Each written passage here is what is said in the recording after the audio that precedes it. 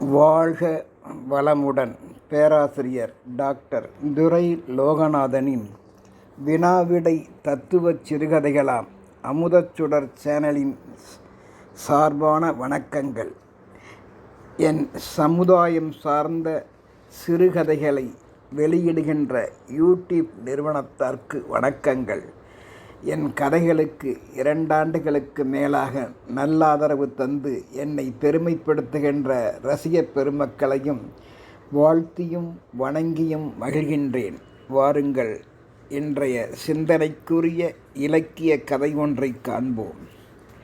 பிரிந்தவர் ஒன்று கூடினால் என்னும் தலைப்பு. பிரிந்தவர் வெகு நாட்களுக்கு பிறகு ஒருவரை ஒருவர் சந்தித்து கொண்டால் என்ன நடக்கும், என்ன நடந்தது என்பதை விளக்குவதே இக்கதை. இது ஒரு தமிழ் இலக்கியம் குறுந்தொகை பாடல் வழி வந்த சிறுகதை. காதல் வயப்பட்டவர் நீண்ட பிரிவுக்கு பிறகு ஒன்று சேர்ந்தால் தன்னையே மறந்து நிதானம் இழப்பர் என்பதை உணர்த்தும் கதை.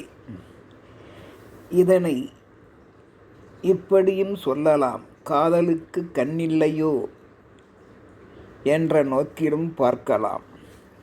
காதல் வயப்பட்ட இல்லற தம்பதியினர் நீண்ட பிரிவுக்கு பிறகு அன்று இரவு ஒன்று கூடுகின்றனர். கவனம் முழுமையும் அவர்களுக்கு ஒருவரை ஒருவர் மீண்டும் கண்டுகொண்ட பரவசத்தில் மட்டுமே ஆழ்ந்து இருந்தது. ஆனால் பார்வையும் செயலும் ஆவல் மீதூர நிதானத்தை இழக்கச் செய்தது. கண்டதே காட்சி கொண்டதே கோலம் என்பது போல் ஆனது.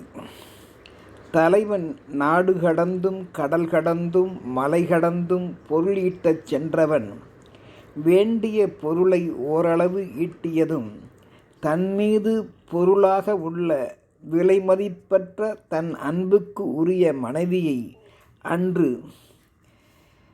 காண்பதற்கு தன் இல்லத்திற்கு வந்து சேர்ந்தான். அப்பொழுது இரவு வேளை 11:30 மணி இருக்கும்.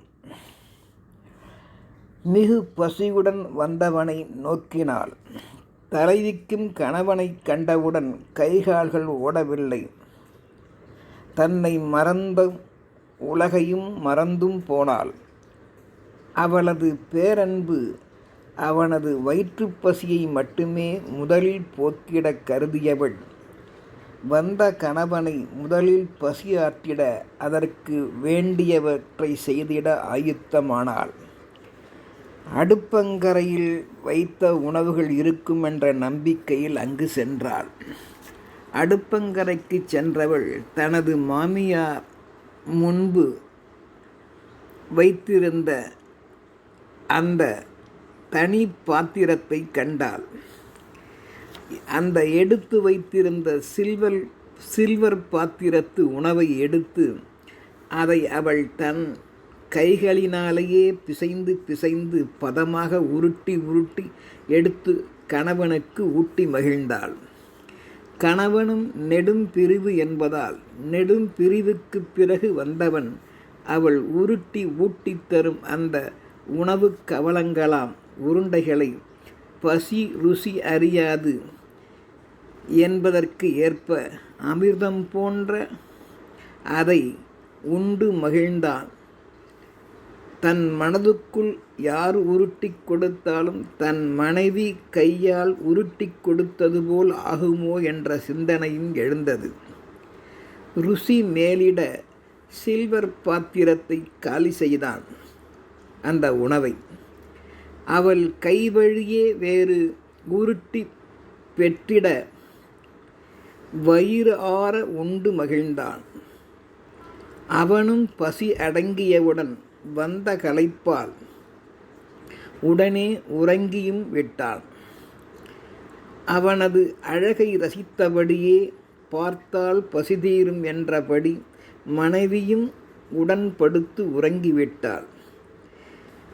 ஆனால் இரவு வேளை சரியாக அவனுக்கு வயிற்று உப்பிசமும் வலியும் செரிமானக் கோளாறும் ஏற்பட முணுக ஆரம்பித்தான். அப்பொழுது விடியல் 3:45 காலை வேளை, பொழுது விடுகின்ற நேரம். அப்போது அந்த சாப்பிட்ட உணவு அவனை படாத பாடு படுத்தியது. வயிறும் பெருத்து போய்விட்டது. மூச்சும் திணறியது. வலி வேதனையில் துடித்தவன் தன் உணர்வு இன்றி மூச்சு முட்ட பின் அசைவற்று போய்விட்டான், ஒரு பொம்மையைப் போல. அப்படி அசையாது கிடந்தவனை பார்த்து பதறிப்போன மனைவி அவனை உசுப்பி எழுப்பிட தன் கைகளால் உருட்டி உருட்டி பார்த்தாள். அவன் எழவே இல்லை. விபரீதம் உணர்ந்த அவள் வீட்டிலுள்ள அத்தையாம் மாமியையும் மாமனாரையும் அழைத்து இரவிலிருந்து தற்போது வரை நடந்ததை ஒன்றும் விடாமல் கூறினாள் பதறியபடியே. மாமியார் மகனை பெற்றவளுக்கு பகீர் என்றது. ஏண்டி மருமகளே, இரவு எங்கிருந்து எண்ணத்தை எடுத்து அவனுக்கு கொடுத்து தொலைச்ச?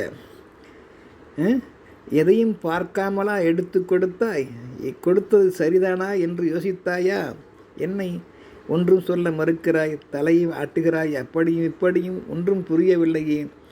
தன் மகனுக்கு எதை கொடுத்தாய் என்று கேட்டிட மருமகளோ பயந்தவாறு, ஒன்றுமில்லை அத்தை, தாங்கள் தனியே சில்வர் வட்டாவில் மேஜை மீது மூடி வைத்திருந்தீர்கள் அல்லவா, அந்த சில்வர் பாத்திரத்தில் இருந்த உணவைதான் என்றாள். உடனே மாமியார் சிரிப்பதா அழுவதா என்று புரியாமல் வேதனையுடன், அடி போடி பைத்தியக்காரி, சரியான கவனக்குறைவு நிதானமற்றவளாக காதல் வயப்பட்டு உள்ளாயி, அதை நீ சரியாய் பார்க்கவில்லையா? அல்லது பசி ருசி அறியாது, ருசி பசி அறியாது என்ற நோக்கில் அவனும் இருந்து விட்டானா? சில்வர் பாத்திரத்தில் நான் எடுத்து வைத்திருந்தது மாடுகளுக்கு தேவையான பருத்தி கொட்டை புண்ணாக்கை அல்லவா அரைத்து மாவாக பொலவென்று ஊற வைத்து இருந்தேன். அதையா என் மகனுக்கு உருட்டி உருட்டு கொடுத்தாய்? அடி பாவி, அதனால்தான் நீ உருட்டி உருட்டி எழுப்பினாலும் இவன் எழுந்திருக்கவில்லையோ என்று நொந்து கொண்டவள் அத்தையாகிய மாமியார் வேதனைப்பட்டு நின்றாள்.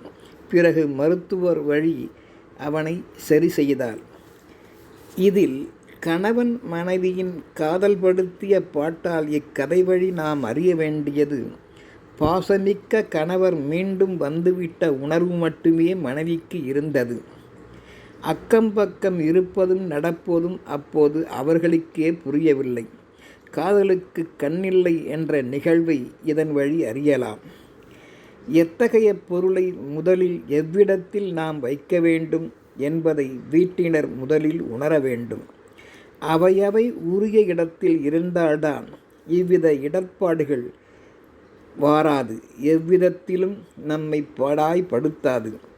பிரிந்த அன்பு உள்ளங்கள் நம் கவனக்குறைவால் உலகை விட்டே நிரந்தரமாய் இப்படிப்பட்ட சூழ்நிலையில் பிரிந்து செல்லும் அளவிற்கு போய்விட்டால் என்ன செய்வது? தவறான நம் செயலை நிதானமின்றி செய்துவிடக்கூடாது என்ற நிதானமும் குடும்பத்திற்கு எங்கும் எப்பொழுதும் எவ்விடத்திலும் வேண்டும் என்பதை உணர்வோம். பிரிந்தவர் ஒன்று கூடினால் கலக்கம் ஏற்படக்கூடாது. வாழ்க வளமுடன்.